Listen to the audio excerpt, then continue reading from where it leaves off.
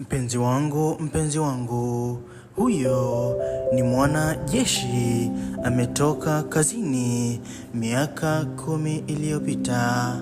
Ni kumkumbatia, anamkumbatia mume wake mtarajiwa. Waliweza kuagana miaka 10 kuwa anaenda kutafuta arudi ili wajikimu kimaisha.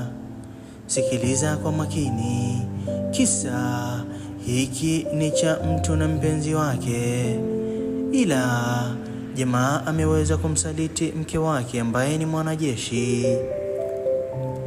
Mpenzi mtazamaji, mpenzi msikilizaji, mke anababaika, anamuuliza hivi, mbona uko hivi? Anamwambia tizama nyuma yako. Kutizama binti mjamzito. Mke anashangaa, ila jamaa anamwambia huyo ndiye mke wangu. Mke aliweza kumwambia, kumbuka maagano yetu, uliniahidi kuwa ya kwamba mimi ni safiri miaka yote, wewe utavumilia. Jamaa anamwambia mwanamume kuvumilia hata mwaka mmoja ama miaka 2 inakuwa ni ngumu. Mimi niliona afadhali nitafute mtu ndiyo nimuoe, maana sikuweza kuvumilia. Nikumwelezea, anamwelezea. Hawa walikuwa na mipango ya kimaisha. Mwanajeshi ambaye ndio alikuwa ni lengo lake yeye huyu jamaa, ila mwanajeshi aliweza kukaa miaka 10. Miaka iliweza kusonga, huku jamaa yetu aliweza kuamua na kufanya lake. Mke kuamini haamini kile kinachotokea. Mume wangu, afadhali ingekuwa umeniambia ukweli kuliko uniambie mimi niende nikafanye kazi kisha wewe ushindwe kuvumilia. Hii sijapenda.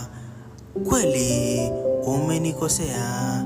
Ni bora ungeniambia mimi nisisafiri, mimi ningebaki, mimi singekaa, mimi ningerudi kwa ajili yako, ila haya ndiyo nayo nilipa.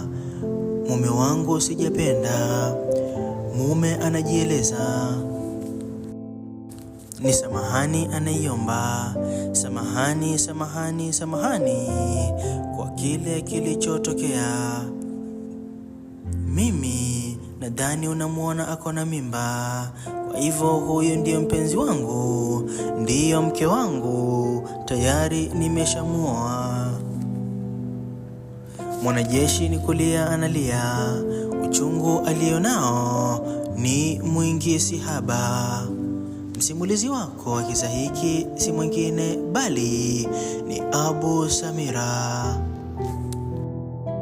Mwanajeshi ni kulalamika, analalamika, nilikutumia pesa zangu, nilikufaa kwa kila kitu, ila haya ndiyo malipo yako.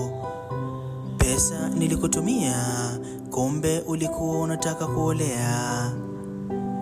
Inasikitisha. Mpenzi wake mwanajeshi ambaye alimwambia aende akatafute kwa ajili ya maisha yao, sasa yale yametokea, inakuwa kama haya. Sikiliza kwa makini. Haya ndiyo mapenzi uliokuwa umeniahidi. Wewe ni mrongo, wewe ni mwongo. Katu sikuamini tena, na wala sitoamini mwanamume yote katika ulingo wa kidunia.